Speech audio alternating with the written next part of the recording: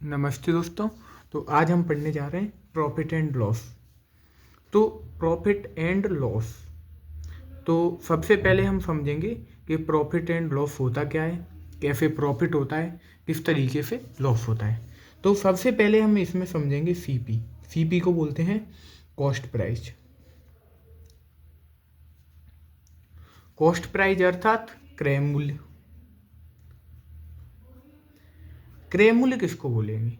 जिस मूल्य पर वस्तु को खरीदा जाता है, अर्थात जिस मूल्य पर वस्तु को खरीदा जाता है।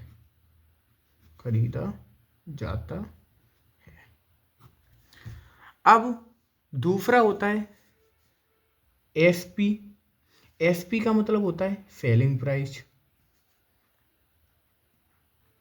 यानी कि विक्रय मूल्य।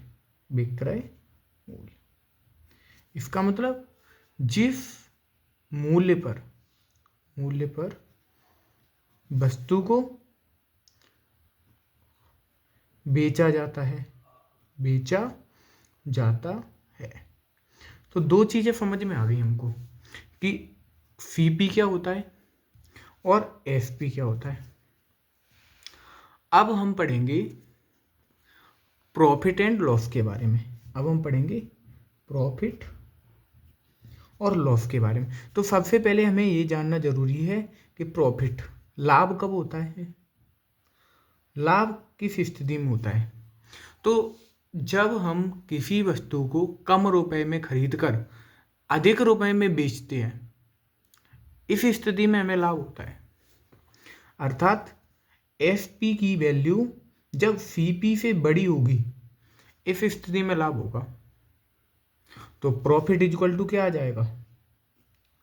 प्रॉफिट इक्वल टू हो जाएगा एसपी माइनस सीपी। क्या हो जाएगा? प्रॉफिट इक्वल टू हो जाएगा एसपी माइनस सीपी। यही होता है प्रॉफिट का फॉर्मूला। अर्थात लाभ बराबर विक्रय मूल्य माइनस क्रय मूल्य। इसी तरीके से हानि कब होती है? तो हानि के लिए क्या कंडीशन है? हानि यानी कि लॉस किस तरीके से निकालेंगे? तो जब हमने किसी वस्तु को अधिक रुपए में खरीदा होगा और कम रुपए में बेचा होगा, इस स्थिति में ही तो लॉस होगा। अर्थात सीपी बड़ा होगा एसपी से। तो यहाँ लॉस के लिए क्या हो जाएगा? लॉस इक्वल टू हो जाएगा सीपी माइनस एसपी। अर्थात हानि क्या निकल के आ जाएगी? हानि क्या आ जाएगी? क्रय मूल्य माइनस विक्रय मूल्य।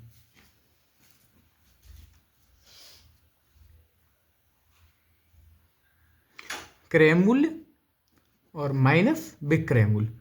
अब हमसे ये भी पूछा जाता है कि लाभ प्रतिशत बताओ, हानि प्रतिशत बताओ। तो लाभ प्रतिशत कैसे निकालेंगे? लाभ प्रतिशत अर्थात प्रॉफिट परसेंट। तो किसी भी चीज को परसेंट में बदलने के लिए क्या करना पड़ता है? हमको 100 से मल्टीप्लाई करना पड़ता है।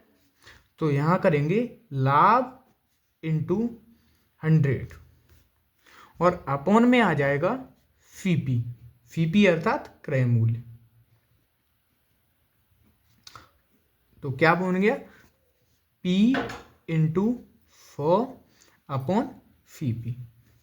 और इसी तरीके से हम हानि प्रतिशत निकालेंगे। तो हानि प्रतिशत हम किस तरीके से निकालेंगे?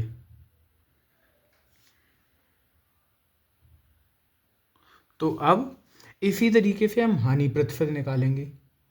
हानि प्रतिशत निकालने के लिए अर्थात लॉस प्रतिशत निकालने के लिए क्या करना पड़ेगा हमको? तो यहाँ लिखो लॉस प्रतिशत या हानि प्रतिशत इंटू 100, क्योंकि हमें प्रतिशत में बदलना है। सॉरी, यहाँ परसेंट नहीं आएगा, हानि लिखना पड़ेगा, और यहाँ पे 100 से मल्टीप्लाई करवा दो। अपॉन में क्या आएगा? क्रय मूल्य। इस चीज़ को ध्यान देने वाली बात है। तो लॉस इंटू 100 अपॉन CP, ये ध्यान देने वाली बात है कि अपॉन में हमेशा क्रय मूल्य ही आएगा, विक्रय मूल्य नहीं आएगा। अर्थात लाभ प्रतिशत के लिए लाभ इंटू 100 अपॉन क्रय मूल्य, और हानि प्रतिशत के लिए हानि इंटू 100 अपॉन क्रय मूल्य। ये ध्यान देने योग्य बात है। अब हम 4 फॉर्मूले और पढ़ेंगे। क्या क्या फॉर्मूले हो सकते हैं? कि मान लो हमें क्रय मूल्य दिया है, क्रय मूल्य दिया है, कुछ क्रय मूल्य ज्ञात है, ठीक, और लाभ ज्ञात है, तब हम विक्रय मूल्य किस तरीके से निकालेंगे? तब हम विक्रय मूल्य किस तरीके से ज्ञात करेंगे, ये चीज हम समझेंगे। तो अर्थात विक्रय मूल्य, क्रय मूल्य क्या है? CP, लाभ क्या है? P, प्रॉफिट, और विक्रय मूल्य को हमेशा FP पढ़ेंगे। तो CP इक्वल टू क्या हो जाएगा? CP इक्वल टू क्या हो जाएगा? तो CP के लिए क्या फॉर्मूला होता है? तो CP इक्वल टू होता है FP इंटू 100 अपॉन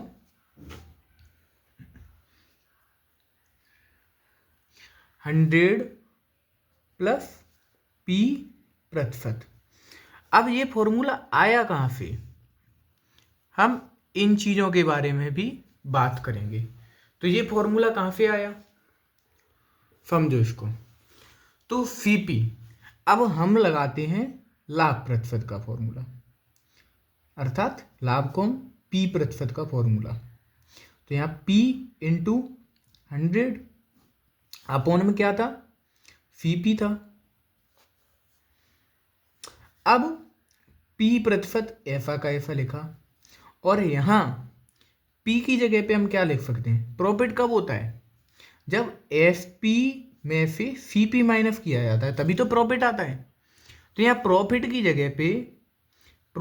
जगह पे हम क्या लिख सकते हैं? FP माइनस CP, ये लिख सकते हैं। तो यहाँ से हम देखेंगे इंटू 4 अपॉन CP, ठीक है। अब CP का इधर मल्टीप्लाई करवा देंगे, तो CP इंटू P प्रतिशत हो गया, और यहाँ क्या आ गया? FP में 4 का मल्टीप्लाई किया, तो FP इंटू 4 हो गया, और यहाँ माइनस CP इंटू 4 हो गया।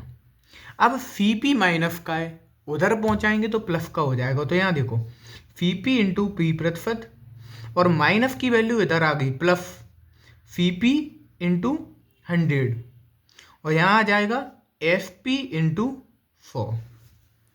तो यहाँ से हम CP कॉमन ले लेंगे। यहाँ से क्या करेंगे?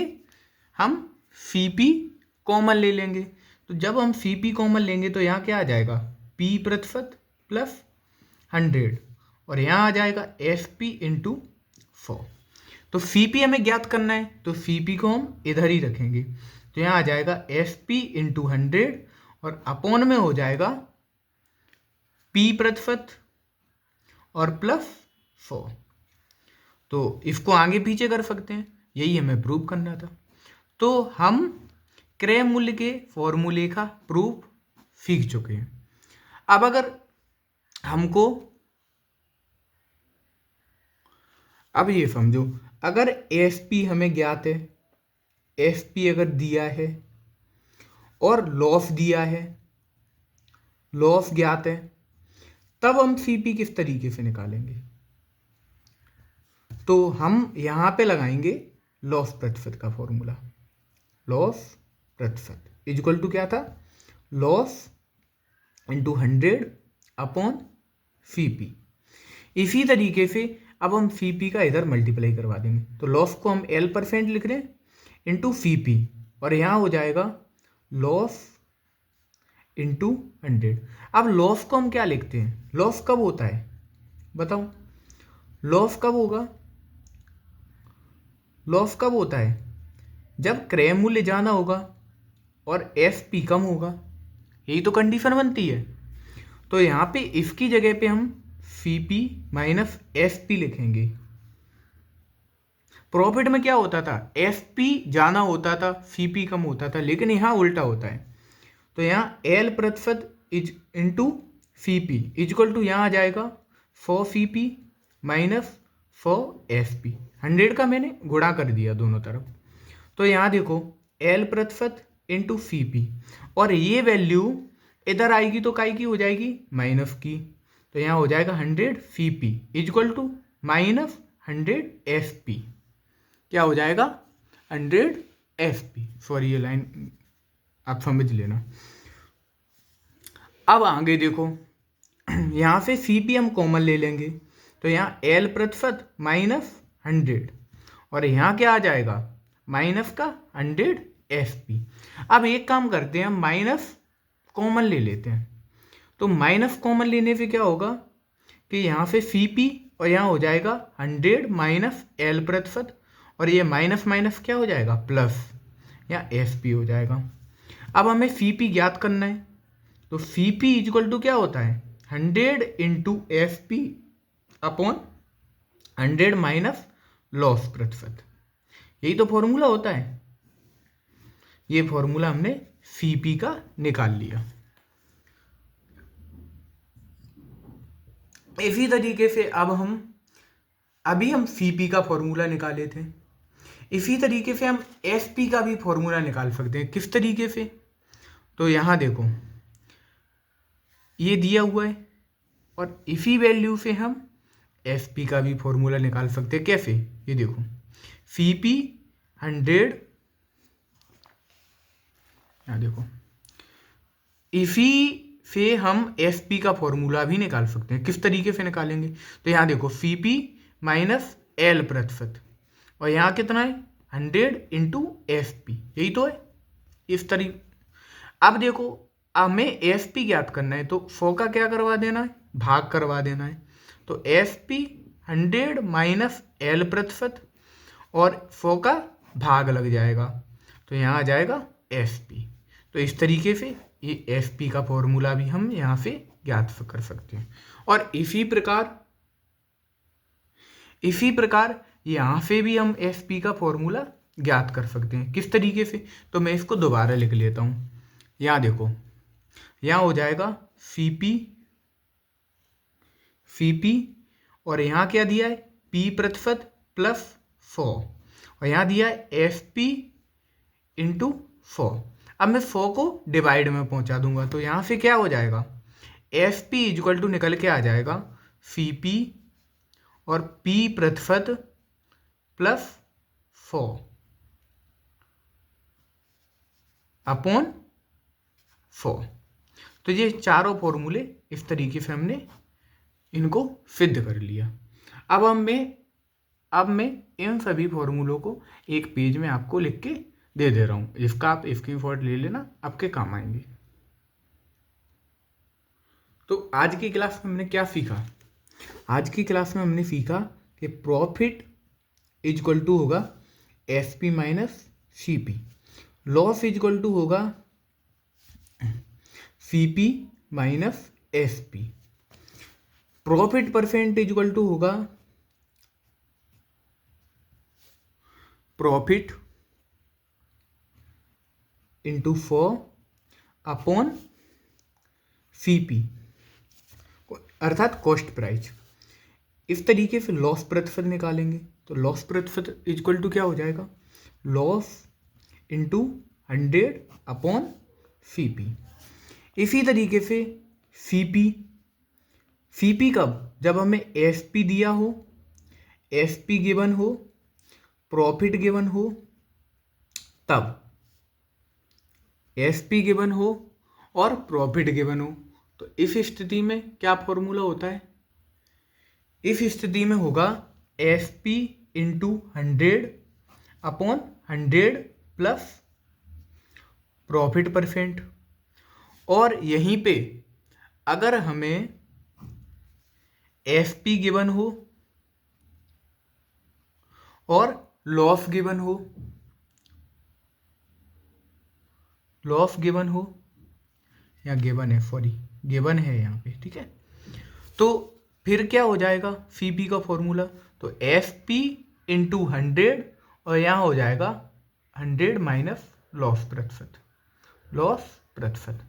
और इसी तरीके से अगर हमें सी पी गिवन हो,